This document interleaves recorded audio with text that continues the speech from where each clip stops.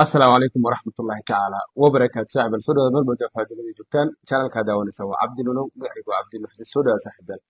ما لنا روحين السوق اللي مقال أنك هل إنه AI يسبب برشيدس إيه وحي مهم تاني لكن أنت بدو حلس ويدينيا wax kasta oo la barto waxa loogu baahan yahay in lagu helo shaqo muuqaalkeena maanta waxaan rabaa marka saddex qaab oo aan isleeyahay AI-ga qofka barta waa qaabka ugu wanaagsan oo 2026 ugu shaqaysan karo ma ahan in ChatGPT aad wax ku qorto ma ahan maxaa la yidhahdaa in maaragtay aad robot samayn kuma dhahayo laakiin waxaan rabaa inta tabartaada ah AI-ga aad barato sida aad ugu shaqaysan lahayd inaan muuqaalkan kuula wadaago saddex qaab ayaan kuu soo xulay waana saddexda qaabaan isleeyahay yacni qofka AI-ga hadda barto uu ka warkeeni karaa insha allah laakiin waxaan kaa codsanayaa fadlan marka koowaad in haddii ay tahay markaaga koowaad aad channelkayga kusoo biirto channelkayga waxaan kaga hadlaa inta badan arrimaha AI-ga sidoo kale muuqaal samaynta sidoo kale waxaynu kaga hadalnaa waxa loo yaqaana cryptocurrency-ga waxaynu kaga hadalnaa marmarka qaar waxaan soo gudbiyaa koorsooyin yacni wax kasta oo teknolojiyada ku saabsan mararka qaar waxaan ka hadlaa cilmi bixinta Facebook sidoo kale YouTube-ka iyo qaabka lacagaha loogu sameeyo wax kasta oo teknoloji ku saabsan channelkayga waa keenaysaa waa sababtaan uu leeyahay insha allah haddaad kusoo biirto waxbaad ka faa'iidaysaa marka waan rajaynayaa haddii aad ku cusub tahay inaad muuqaalka like garayso sidoo kale channelka aad kusoo biirto aad iyo aad umahadsantiin AI-ga saynu wada ognahay dunida casriga ah hadda dhammaan wax loo wada jeesanaya AI-ga qof kasta oo AI waxba aanan ka baranin ama yacni aanan isku dayin xitaa inuu isticmaalo wuu hari doonaa wuxuuna ka hari doonaa sidii aynu horey ugu soo harnay nolosha gudba dadkeena Soomaalida inta badan marka laga reebo dad yar oo kooban oo dhif iyo hal qof laba qof saddex qof la tirin karo waxaynu ka soo hornay teknolojiyadii hore loo isticmaali jiray oo ay ka mid tahay in yacni application la develop gareeyo teknolojiyada meel laga gaaro laakiin hadda noloshan casriga ah waxyaabaha leading gareynaya ama hogaaminaya kow waxaa ka mid ah AI-ga qofka marka AI-ga inuu yaqaano ama uu isticmaali karo waa qasab muuqaalkan kii ka horreeyay waxaan kaga soo hadlay AI-ga haddii aadan adiga ahayn qofka samayn karo waa inaad noqotaa qofka isticmaali karo which is very benefit for you taasoo aan is leeyahay faa'iido badan bay kuu tahay haddii isticmaalkeeda iyo samaynteeda aad ka hartid waxaad noqon doontaa insha allah qof nolosha ka dambeeyo taas ayaan nadiiriya saddexda qaab ee soo xulay qaabka koowaad waxaa loo yaqaanaa AI automation company imise shirkadooda garanaysaa wax walba ama shirkad kasta ama xafiis dowlada ha ahaado ama ha ahaado maxaa la yidhahdaa company gooni loo leeyahay ama ha ahaado institution ama ha ahaado jaamacad wax kasta oon maanta haysano waxay soo baxeen inta uusan AI-ga si fiican usoo bixin ka hor ayay soo baxeen dhammaan shaqooyinka la qabto waa shaqooyin yacni aan automation ahayn oo uu qof walba manual uu qabanayo ama form la buuxinayo ha noqoto ama warqad la qorayo ha noqoto ama haddii wax la xisaabinayo gacan lagu xisaabinayo ha noqoto ama word iyo excel wax lagu xisaabinayo ha noqoto waxay doontaba ha noqoto shaqooyinkaas dhammaantood waa kuwo kasoo horbaxay AI-ga maadaama ay AI-ga kasoo horbaxeen shirkad kasta oo maanta jirto waxay u baahan tahay in yacni shaqadeeda loo automation gareeyo shaqadeeda looga dhigo mid AI based ah mid AI based ah sidee ugu dhigi kartaa shirkad kasta iyo qaabkay isticmaali lahayd iyo waxay isticmaali lahayd ayaad u sheegaysaa adigaana noqonaya qofka lagu beegareeyo suu arrintaa u xaliyo marka AI automation systemka ama AI automation company-ga waxaan isleeyahay yacni sanadkan hadda la joogo haddii shirkadaha noocaasa aad dhinac ka gasho waxay kuusoo kordhin doontaa faa'iido aad iyo aad u badan because shaqo kasta oo hadda taallo waxay u baahan tahay in dib loo casriyeeyo dib looga howlgalo dib loo cilmi baaro dib yacni shaqadeeda laga qabto saa daraaddeed waa ku muhiim inaad samayso waxa loo yaqaano AI automation company inaad samayso insha allah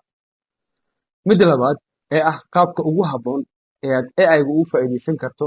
waa inaad samayso waxa loo yaqaano AI video creating tusaale ama AI content creation wax loo yaqaan imisa qofaa taqaana youtubera imisa qofaa taqaana tiktokera imisa qofaa shirkad kasta maanta muuqaal in loo sameeyo oo muuqaal qurux badan loo sameeyo way u baahan tahay maadaama muuqaalkaas qurux badan ay u baahan tahay muuqaal kasta hadda wuxuu iskugu soo koobmay wax ka yar 10 daqiiqo ilaa 5 daqiiqo ilaa 6 daqiiqo 2 daqiiqo qaarkood haddii aad leedahay awoodda lagu sameeyo muuqaalo AI oo qurux badan ah adigoo beekaaminaya waqtiga iyo yacni maxaa la yidhahdaa time spaceka aad haysato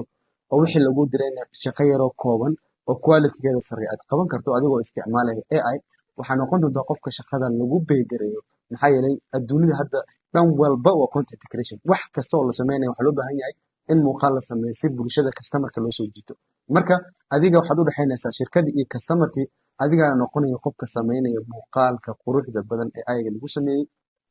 sidaas ayaana lagugu beegareynayaa oo waa qasab inaad macnaha aad noqoto qofkii lagu beegareyn lahaa haddii yacni arrimahaas aan soo sheegay aad xallin karto midda saxaad ee ah shaqada aan isleeyahay AI-ga waa lagu qaban karaa imagine haddii aad tahay qof soo bartay maxaa la yidhahdaa ama qof xallin kara shirkadda problemkeeda haddii aad difaaci karto oo aad barato wax loo yaqaano ethical hacking AI ama haddii white hacking AI aan ku dhaho sidoo kale ama haddii aad baratay wax loo yaqaano cyber security inkastoo tan ay u baahan tahay tuulal ama qalabyo lacag lagu bixiyo si shirkadaha loo difaaco still haddii xitaa qalabyada AI-ga aad soo gedid oo waxaa waaye aad shirkadaha ku difaacdid oo waxaa waaye mid kasta oo shirkadaha ka mid a aad wax kusoo kordhisid oo aad trafficking-keeda iyo unwanted blogger aad samaysid yacni waxyaabaha soo gelaya incoming-ka iyo waxyaaba outgoing-ka haddii aad kaga hortegi karto maxaa yeelay shirkadaha hadda inta ugu badan waxay u baahan yihiin transaction waa shirkado maxaa la yidhahdaa lacag kala xawila hormuud baa ka mid dahabshiil baa ka mid ah wax kasta oon maanta haysano shirkadaha maanta la haysto caalamiga ah haddaa Ethiopia joogta iyo birtaa ka mid ah yacni shirkadaheena qaybta Soomaalida ay samayso maadaama maanta aysan lahayn dad u xil saaran in macnaha security-gooda ama arrimaha security issues-ka ay qabtaan haddii aad noqoto qof AI bartay weliba qaybta loo yaqaano AI data privacy waxay kaa saacidaysaa in lagugu pay gareeyo inaad shaqadaas si fiican aad usoo qabatid oo adigana aad noqotid qofkii maamul lahaa 5 shirkad 2 shirkad 3 shirkad because shirkadaha lama kor taagnaanayo ee waxa loo baahan yahay keliya in la barto qalabkii ama AI-ga ahaa ama cilmigii AI-ga ahaa ee shirkadahaas yacni cidda soo weerarto lagu hortegi lahaa duldulooyinka ay leeyihiin oo sixi lahaa waxyaabaha caqabadaha ee shirkadda soo gaaro oo lagu hortegi lahaa ayay u baahan tahay marka haddii xitaa cilmi background oo cyber security aadan lahayn haddii aad internetka ka baarto data privacy AI haddaad baarto yacni waxaad arki kartaa tuulal fara badan oo yacni shaqaynayo oo lacag lagu bixiyo si yacni shirkadahaas ay kaga hortagaan ciladaha ama problemyada soo wajihi karo shirkad kasta maanta waxay u baahan tahay qof security-keeda xaliyo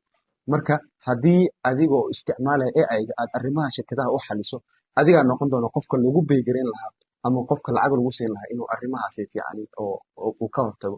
aad bayna kugu anfacaysaa inaad noqoto qof yacni cyber security ah oo shirkad dhan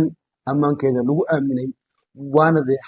highest pay baa lagu siinaya yacni qiimaha ugu sarreeya ayaa lagugu beygaraynaya because shirkad kasta waxa ugu muhiimsan waa inay sustainable iyo reliable ay noqoto haddii shirkadda ay waarto la iskuna halayn karo adigana waxaad noqonaysaa qof lacagtiisa si simple ah ku qaato meel cidlaan intiisa ka helo marka waa rajaynayaa saddexda shaqo oo ugu muhiimsan oo AI hadda aad ka qabsan karto inaan kuusoo gudbiyey fadlan ilaa dhammaadka haddaana la soo gaartay sida caadiga muuqaalka lay garay sidoo kale channelka kusoo bir insha allah wax badan baa naga faa'iidi doontaa soo dhawow asalaamu calaykum